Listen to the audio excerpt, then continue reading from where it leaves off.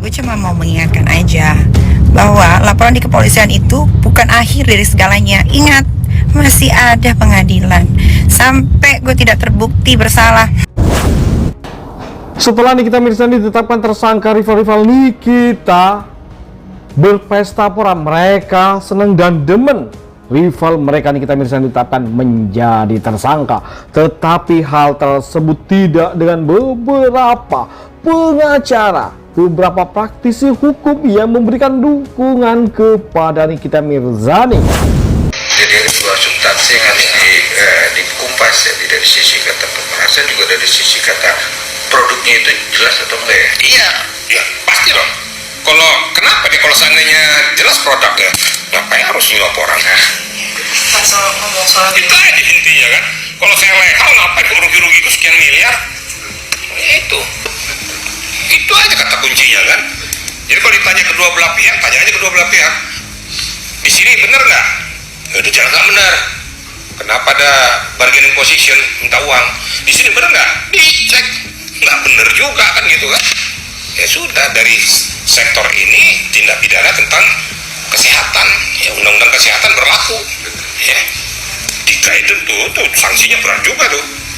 Nah, kemudian akan diberikan sanksi juga pengamputasian daripada perusahaan tersebut, ya, membayar denda pada negara tuh. Nah, jangan main berapa sekian miliar, ada yang sudah kena tuh kan, sekian miliar dia memperoleh kekayaannya itu, udah hebat jadi ratu emas katanya kan. Saya ikuti semua itu gitu loh. Jadi kalau saya ngomong tuh ada kadar, ada dasar, cara berpikir kita juga harus terstruktur sehingga masyarakat kita berikan edukasi yang benar gitu loh. Dan tak hanya Irjen Ricky, secara terpisah Togar Situmorang pun juga memberikan reaksi atas penetapan Nikita Mirzani menjadi tersangka atas laporan Resa Gladys yang ia duga ada kejanggalan di sana. Halo Horas, saya advokat Dr. Togar Situmorang. Wow, ada yang mengejutkan kabar terkait Nikita Mirzani telah ditetapkan sebagai tersangka oleh pihak Polda Metro Jaya. Diduga telah terjadi tindak pidana pemerasan dan pengancaman. Itu dikenakan terkait masalah Undang-Undang ITE.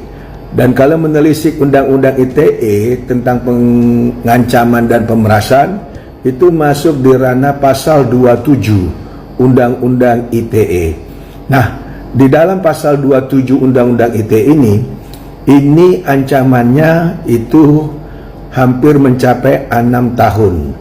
Dan juga disangkutkan terkait pasal 45, yaitu pengancaman melalui daripada elektronik.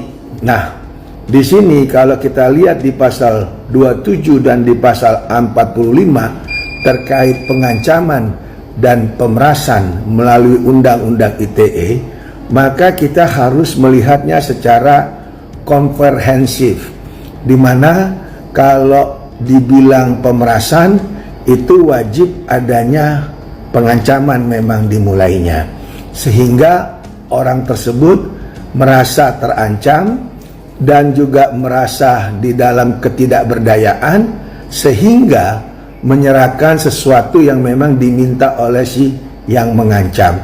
Namun kalau kita kaitkan dengan kasus Nikita Mirzani, apalagi disangkutkan pasal tindak pidana pencucian uang, karena kita tahu tindak pidana pencucian uang sendiri itu ancamannya nggak main-main, 20 tahun. Nah, masing-masing mempunyai argumen, baik nanti dari pihak pelapor ataupun pihak terlapor. Dan saat ini yang ditetapkan oleh Polda Metro Jaya ada 2 orang, satu Nikita Mirzani, NM, ataupun asistennya. Kita akan lihat nanti bagaimana kasus ini berproses. Namun Polda Metro Jaya melalui penyidiknya sudah menetapkan dan sudah memasang pasal 27 dan pasal 45. Gak ada sejarahnya Nikita Mirzani tukang pers, gak ada sejarahnya Nikita Mirzani tukang tipu, pasal TPPU. gak ada sejarahnya Nikita Mirzani tukang bawa kabur orang.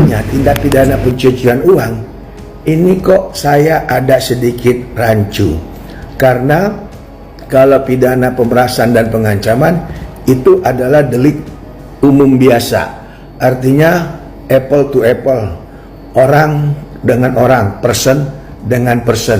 Nah, sementara kalau yang kita lihat kronologi, si korban atau si pelapor ini itu memberikan dana ada 2 kali.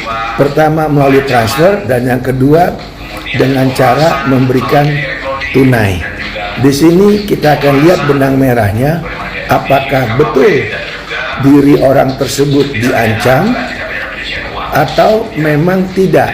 Karena pada awal permasalahan ini timbul, Nikita Mirzani bersuara terkait suatu kebenaran, suatu informasi agar masyarakat hati-hati dalam penggunaan satu produk tertentu. Nah, di sini yang menarik, produk tertentu yang dikatakan Nikita Mirzani di dalam media sosial tersebut, sehingga pihak orang yang merasa dia tidak nyaman dengan adanya informasi terkait produk tertentu tadi menghubungi Nikita Mirzani melalui asistennya. Bahkan asisten dengan orang tersebut melakukan satu proses deal-dealan, sehingga dari hasil tersebut ada 2 peristiwa. Pertama transferan, dan kedua dalam bentuk tunai. Namun terkait permasalahan ini, karena sudah dilaporkan, pihak Polda juga telah mengajukan semacam pemeriksaan, pemanggilan, alat bukti, saksi dan seterusnya, sehingga ditetapkan sebagai tersangka. Ini akan berproses. Tersangka daripada Nikita Mirzani itu tetap kita mengedepankan ajas praduga tidak bersalah. Semoga permasalahan ini bisa segera clear dan masing-masing pihak bisa membuktikan dalil-dalilnya. Dan kalau memang Nikita Mirzani mampu untuk membuktikan tidak ada pengancaman dan tidak adanya satu permintaan uang, maka saya yakin Nikita Mirzani akan terlepas dari jerat-jerat atau sangkaan tersebut. Apalagi yang sangat riskan, yaitu TPPU, tindak pidana pencucian uang. Nah, kalau terkait tindak pidana pencucian uang, pidana awalnya itu harus jelas maksud tujuannya itu, sehingga dana tersebut masuk dan dipergunakan dengan cara bagaimana.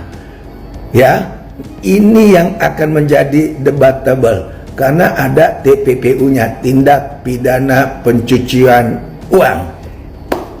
Oke, kita tidak mau mendahului daripada otonomi yang dilakukan Polda Metro Jaya, yang dimana telah disampaikan melalui humasnya, dan kita akan lihat perkembangan apakah nanti Nikita Mirzani ke depan bisa membuktikan dalil-dalil bahwa dirinya tidak merasa memeras, tidak merasa meminta sesuatu. Bahkan kan katanya Nikita kan tidak kenal dengan orang tersebut. Yes, untuk Nikita Mirzani tetap semangat, ini baru awal, ini akan berproses sampai nanti di pengadilan. Ajas praduga tidak bersalah, presumption of innocence, itu wajib dikedepankan. Jangan menghakimi karena belum ada satu putusan pun vonis yang sudah ingkrah. Saya, Advokat Dr. Togas Tumorang, menyampaikan pada kesempatan ini, karena ini pasal 27 dan pasal 45 terkait Undang-Undang ITE pengancaman dan pemerasan sangat-sangat menarik.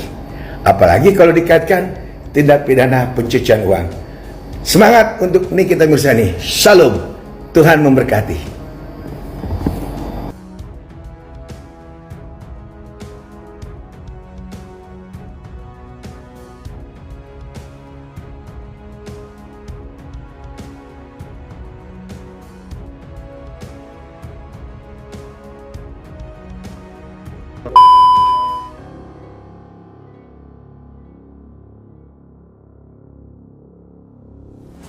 Bagaimana menurut kalian guys? Jangan lupa kasih komentar, like, dan masukan agar tambah seru keuangan mereka berdua yang selalu akan kita sajikan kabar terbaru terupdate tentang selebriti tanah air dan mancanegara yang bakal bikin kita semua happy, senang, dan update akan kabar berita terbaru tentang mereka tentunya. Oke, itu saja kabar dari kami. Jangan lupa like, komen, dan subscribe. Terima kasih telah menonton. Yuk, bye-bye.